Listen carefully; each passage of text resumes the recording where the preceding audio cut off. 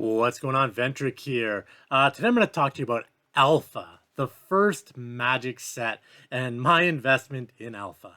I've got 5 Alpha cards in front of you here, ranging from lower end to higher end. I'm just going to walk you through in this kind of like reveal of showing, well, what Alpha cards do I own? Just to start out, I'm just going to bring this up here to talk a little bit about Alpha. So Alpha was released in 1993. And it's estimated there were 2.6 million total cards. Of that, 1,100 of each were a rare, 4,500 of each were an uncommon, and 15,900 of each were a common. So if you put that into standards, looking at other sets, a common from Alpha is actually rarer than a U2 or a rare from Arabian Nights, than a rare from Antiquities, than a rare from Legends. So the commons in this set are rarer than the rares from the other sets that we think of as the Four Horsemen, the original, the reserve list type cards.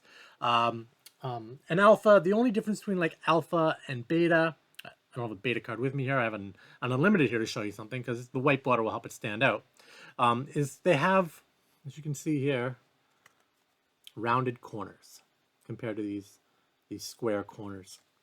And so what we're going to do here is we're going to show you something here. We're going to take this Icy Manipulator from Unlimited, we're going to line it up here with this Alpha card. And as you can see in the corners, you can see the white because Unlimited, from Beta onwards, they had the square corners. Alpha is the only one that had the rounded, more playing card type corners that made them not really playable with any other sets back in the day because they were considered marked. And as such, back in the day, before sleeves, Alpha was actually worth less than Beta because you couldn't play with it. So let's just go through my Alpha investments here that I have.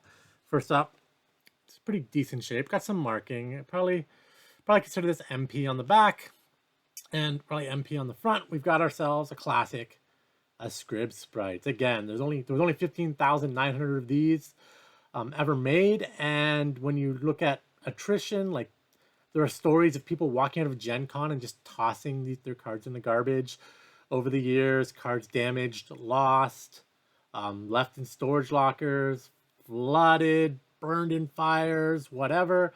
How many of these actually still exist? Half of them, 30% of them. So again, this common is rarer than any rare from any set printed since Alpha.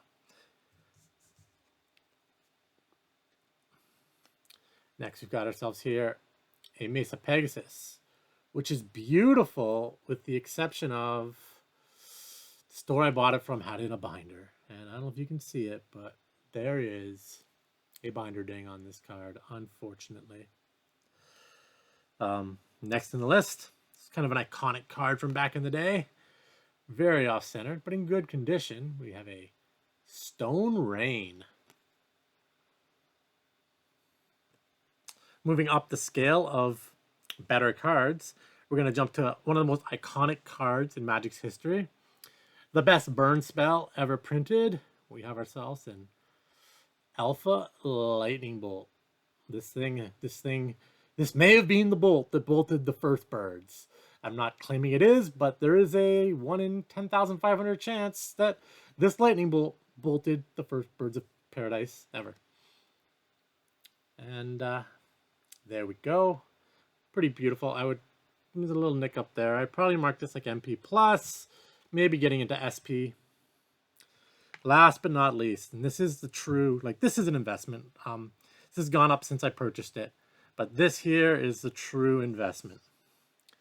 This here is the main reason I decided to name this my Alpha Investments. You see there's a little bit of marking down in the corner there. Otherwise, pretty clean back.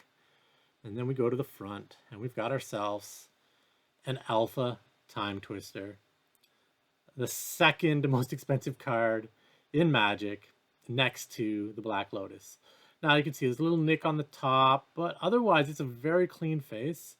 And this is probably the most expensive card in my collection. I have an Unlimited Lotus, as you've seen, but this is my baby. This is a card that I'll never sell. As we see, there were only 1,100 of these ever printed. So how many are left in the world? My guess is probably 500, give or take. So this is a true piece of Magic history. Basically the keystone of my collection. I don't never see myself getting an Alpha Lotus. Um, so this is my baby, my Alpha Time Twister. I kind of in a comment with MTG North, I kind of mentioned that I had a spicier piece of power than what I've shown. This is it. Hope you guys enjoyed my little walk down memory lane and a little bit of my Alpha collection. Until next time, as always, be safe and have fun.